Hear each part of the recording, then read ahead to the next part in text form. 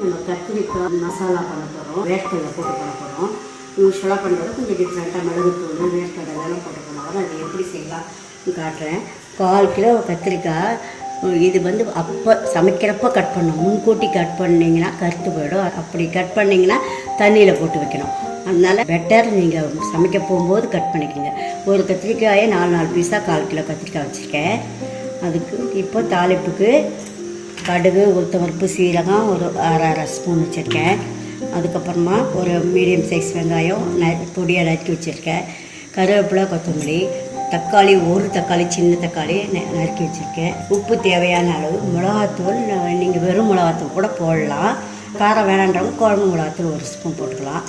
மிளகுத்தூள் 1/2 ஸ்பூன். நல்லெண்ணெய் ஊற்றிருக்கேன். 50 கிராம் ஊற்றிருக்கேன். நல்லெண்ணெய் காஞ்சிடுச்சு. இது பாருங்கள், எடுத்து வச்ச கடுகு, உளுத்தம்பருப்பு, சீரகம் 1/2 ஸ்பூன். இது மதாத்தியில் வச்சுக்கோங்க.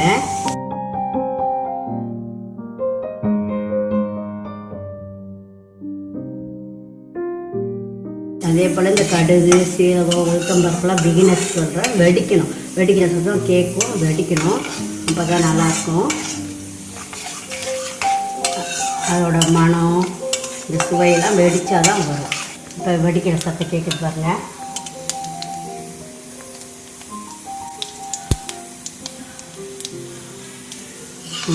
உளுத்தம்பருப்பு செவந்துடுச்சு பாருங்கள். கரெக்டாக செவந்துருக்கு.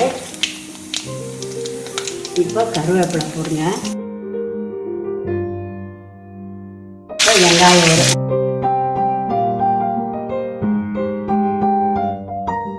இதே ஒரு தக்காளி நைஸாக கட் பண்ணது.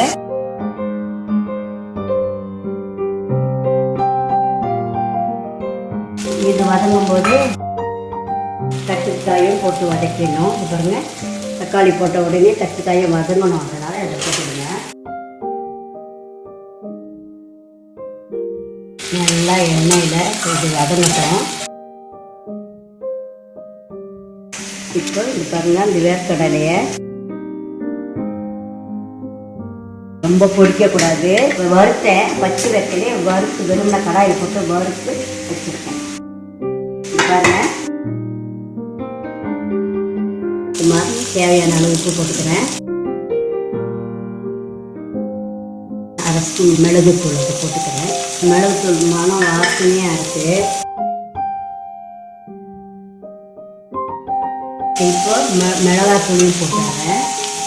இது பாருங்கள், வெறும் மிளகாத்தூள் 1 ஸ்பூன் போடுங்க. இது குழம்பு மிளகாத்தூள்.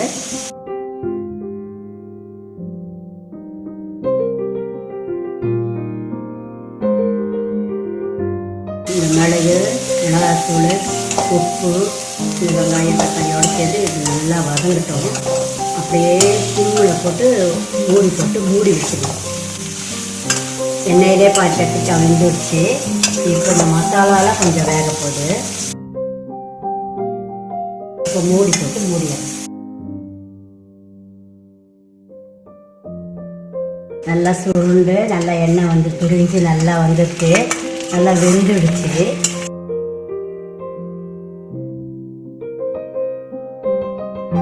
ஒன்று 2 தூள் பண்ணி வச்சிருந்தல அந்த வேர்க்கடையை போடுறோம்.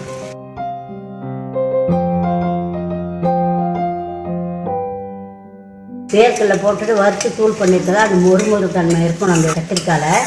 அதனால் இது போட்டு ரொம்ப நேரம் கிண்டக்கூடாது. அதனால் நல்லா வெந்து சுருண்டு வந்த பிறகு தான் லாஸ்ட்டாக அந்த வேர்க்கடலை போட்டு அதை கிளறி ஆஃப் பண்ணிடலாம். இப்போ இந்த கொத்தமல்லியை தூவி இறக்கிடலாம். முடிஞ்சிடுச்சு. அவ்வளோதான்.